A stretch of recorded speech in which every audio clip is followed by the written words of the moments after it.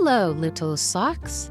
Gather around, because today we are going to be reading Oh, the Public by Anton Chekhov. Here goes.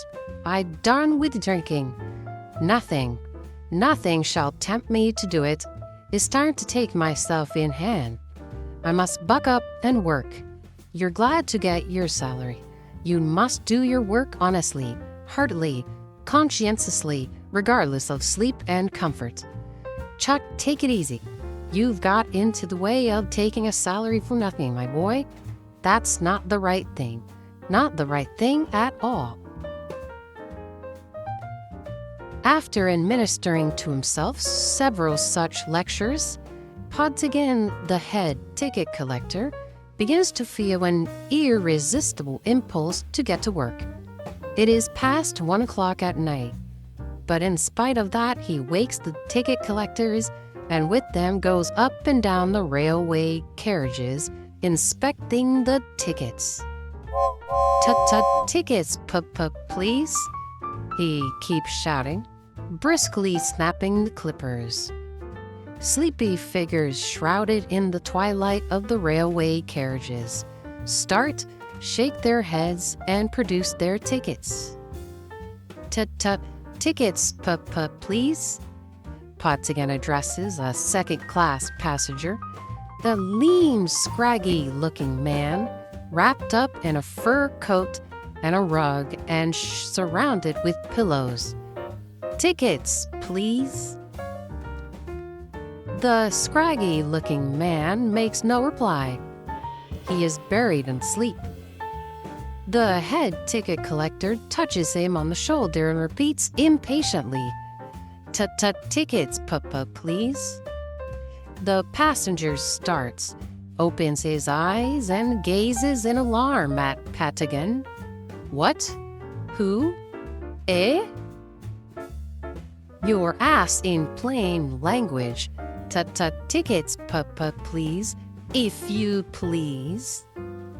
My God, moans the scraggy-looking man, pulling a woe-begone face. Good heavens! I'm suffering from rheumatism. I haven't slept for 3 nights. I've just taken morphine on purpose to get to sleep, and you with your tickets. It's merciless. It's inhuman. If you knew how hard it is for me to sleep, you wouldn't disturb me for such nonsense. It's cruel. It's absurd. And what do you want with my ticket? It's positively stupid. Podtigan considers whether to take offense or not, and decides to take offense. Don't shout here. This is not a tavern. No, in a tavern, people are more humane, coughs the passenger. Perhaps you'll let me go to sleep another time.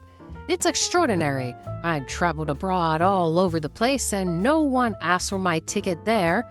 But here you are, at it again and again as though the devil were after you. Well, you better go abroad since you like it so much. It's stupid, yes, sir, yes. As though it's not enough killing the passengers with fumes and stuffiness and droughts. They want to strangle us with red tape too, damn it all. He must have the ticket. My goodness, what zeal, if it were of any use to the company. But half the passengers are traveling without a ticket. Listen, sir, cries Podtigan, flaring up. If you don't leave off shouting and disturbing the public, I shall be obliged to put you at the next station and to draw up a report on the incident. This is revolting, exclaims the public, growing indignant. Persecuting an invalid. Listen and have some consideration. But the gentleman himself was abusive, says Podtigan, a little scared. Very well. I won't take the ticket. as you like. Only, of course, as you know very well, it's my duty to do so. If it were not my duty, then of course you can ask the station master.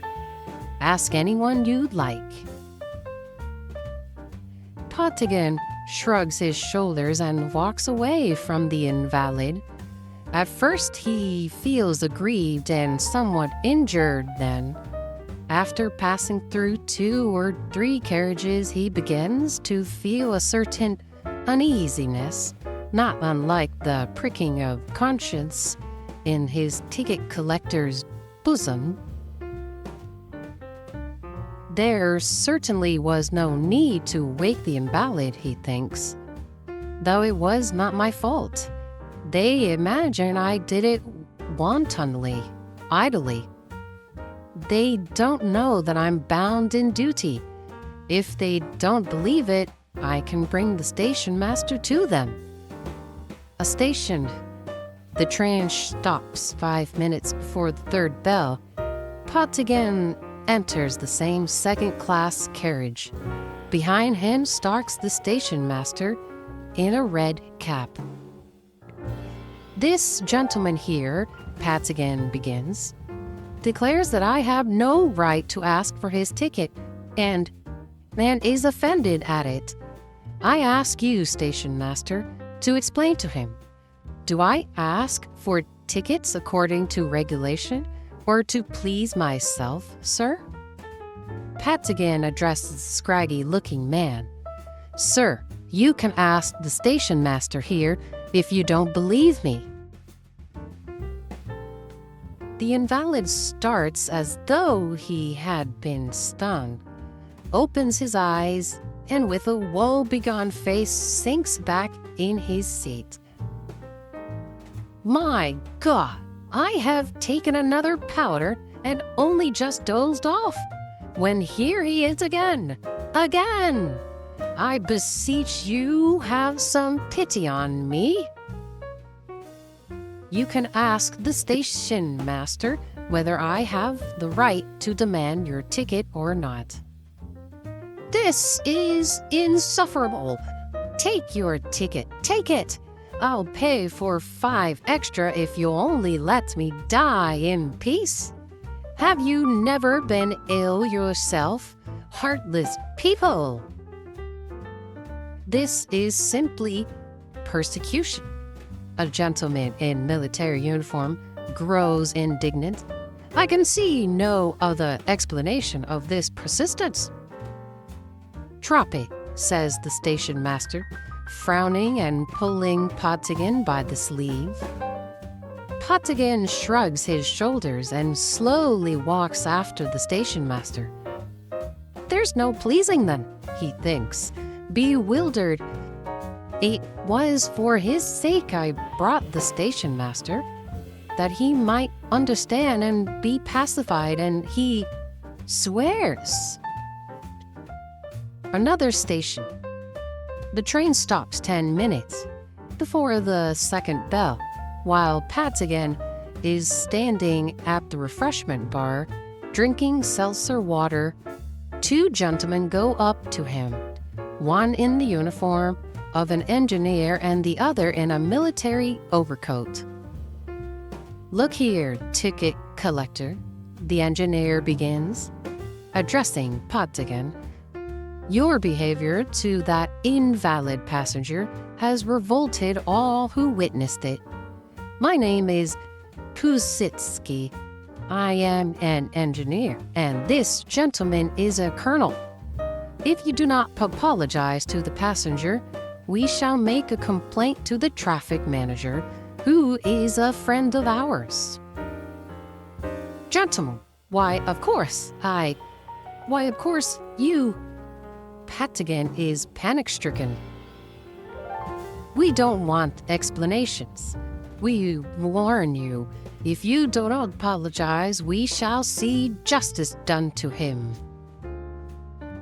Certainly, I'll apologize, of course, to be sure. Half an hour later, Potigan, having thought of an apologetic phrase, which would satisfy the passenger without lowering his own dignity, walks into the carriage.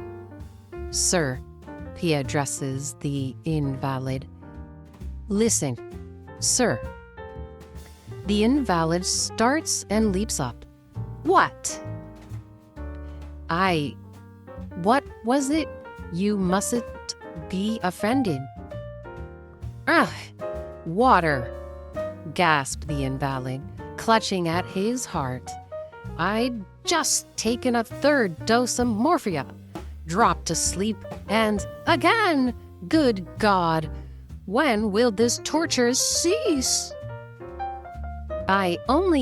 You must excuse." "Oh, put me out at the next station. I can't stand any more. I am dying." "This is mean, disgusting," cried the public. Revolted, "Go away, you shall pay for such persecution. Get away!"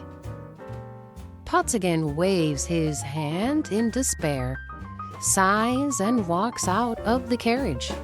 He goes to the next attendant's compartment, sits down at the table, exhausted, and complains. Oh, the public. There's no satisfying them. It's no use working and doing one's best. One's driven to drinking and cursing it all. If you do nothing, they're angry. If you begin doing your duty, they're angry too. There's nothing for it but drink. Pottigan empties the bottle straight off and thinks no more of work, duty, and honesty. What a wonderful, crazy story! Well, that's the end, little socks. But don't forget to subscribe and join us next time for the next Sock Story Time.